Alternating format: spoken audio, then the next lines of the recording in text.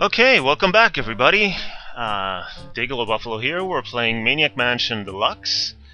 And when we left off, we were up here in the music room with Razor, and we had just watched TV, and we had seen an infomercial of a guy who will publish anything.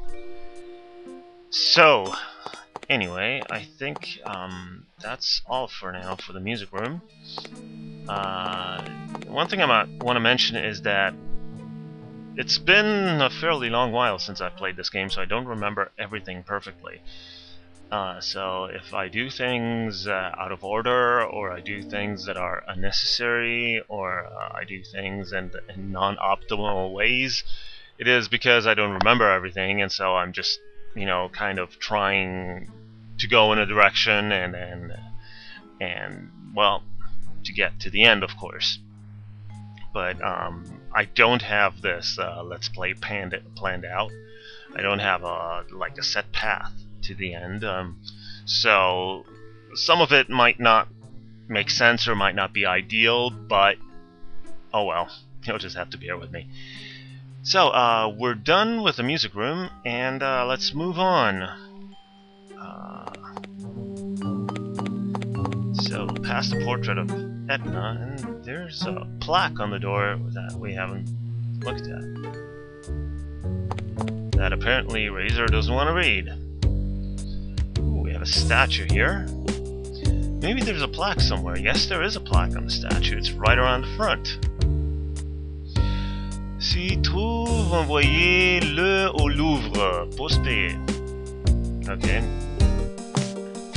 On top of the many things I have already apologized for in this Let's Play, I will also apologize for my terrible French, which, yeah, the last time I really studied French was in high school, and I was never really any good at it, so, yeah. I'm sorry for butchering the language.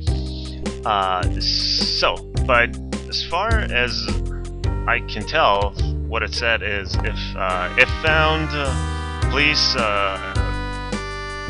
ship it to the Louvre. Postage paid, I think was the last part. So anyway, we've got a room here. Let's check it out. And we've got another dark room. And well, in the earlier one, I actually knew where the light was, so I could find it in the dark. Let's do the normal way of finding the light. That we'll have to put the batteries in a flashlight.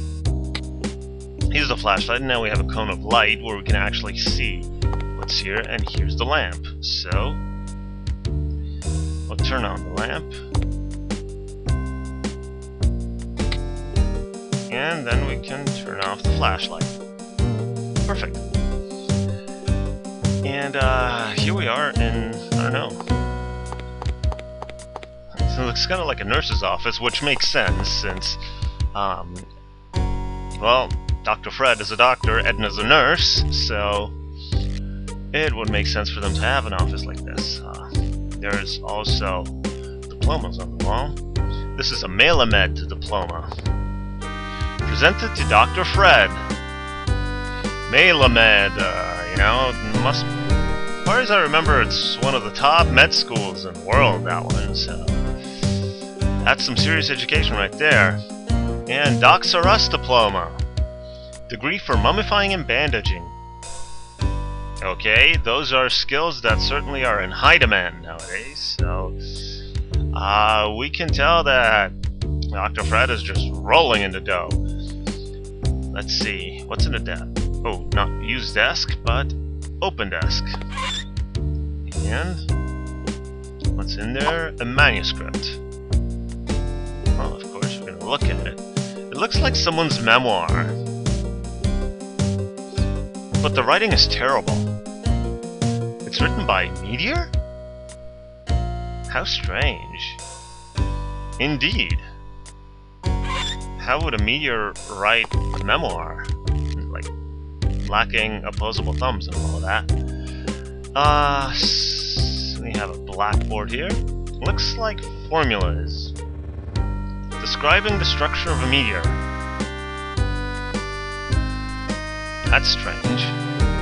Maybe we should have Bernard take a look at it, because, you know, punk girl playing in a band, you know, really not maybe the best person to be looking at formulas, but you never know. Maybe in her off time she studies I don't know, neurobiology. Bitchin' examination table. I think that's the technical term for it. The bitchin' examination table. Medical chart. Yuck, that's disgusting.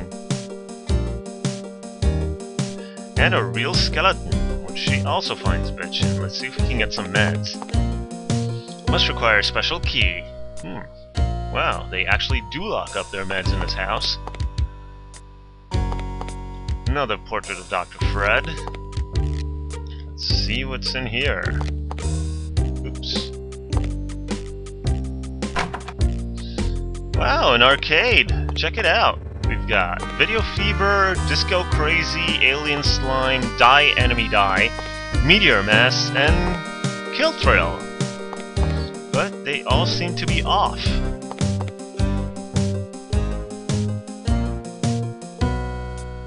Or at least Razor doesn't want to play. There's an air hockey table, which is broken, and then we have a poster. The New Adventures of Zach McCracken. What a great game. The New Adventures of Zach McCracken, I believe, is actually another game by Lucasfan Games, who made Maniac Mansion Deluxe, and it should be a sequel to the original Zach McCracken and the Alien Mindbenders, which is actually kind of a sequel to Maniac Mansion in the sense that the story doesn't necessarily connect directly, but it's made with the same engine, the same look, the same humor, so it is very much a game that does share a connection with this one. Okay, doesn't seem to be anything useful in here for now, so we might as well move on, and I think we got to the end of the room, so we're up the stairs. And here we find... Can't pass until you feed me! A green tentacle, which is, as always, bitchin'.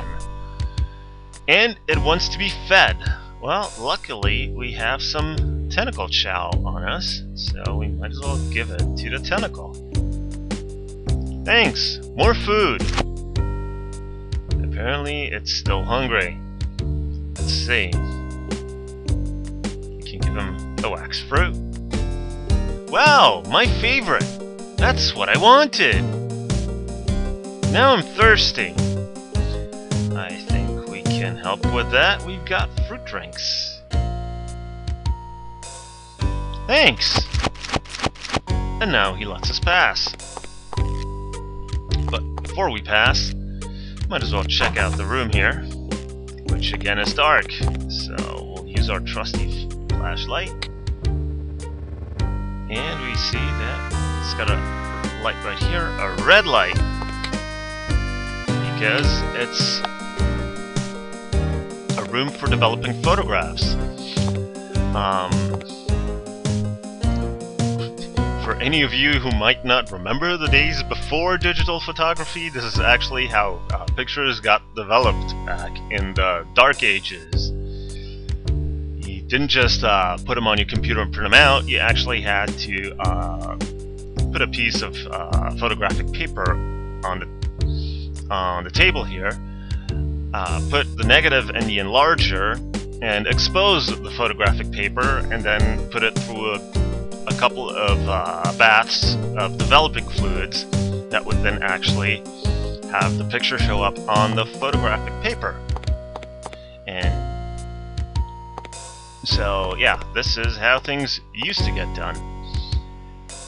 So let's see if there's anything in here, but they're locked, so we won't get anything out of those drawers. Tentacle is gone. So we can go upstairs. And, well, we can check out this room. This looks fairly interesting. There's a radio here with a tube socket. I wonder if we can use the tube Bernard has with that tube socket. There's a Pick up dime. I hate to wake up to that every morning. No kidding.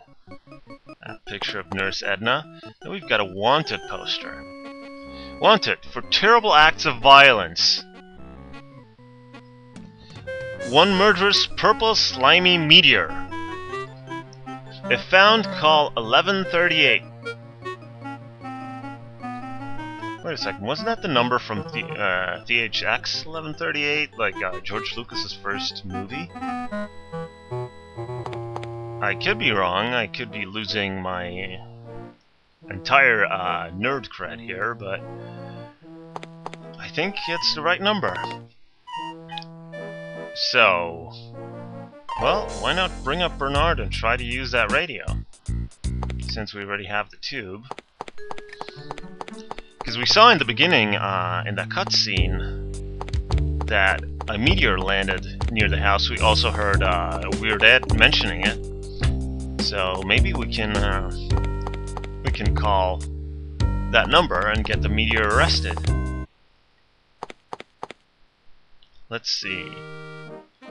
We'll use the radio tube and the tube socket. And now we'll use the radio. 1138.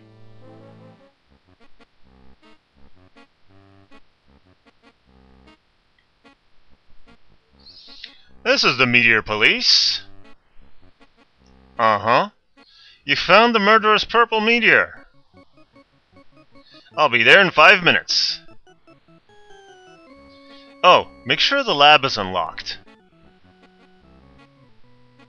As for you, keep it under light speed. Okay, so that might be a problem. We actually do not have the lab unlocked, so the whole Meteor Police thing seems to not be working very well. But, oh well, we'll see what they say once they get here. In the meantime, we can finish exploring. Let's go up the ladder here. Ooh. There he is. Alright! Let's go get him!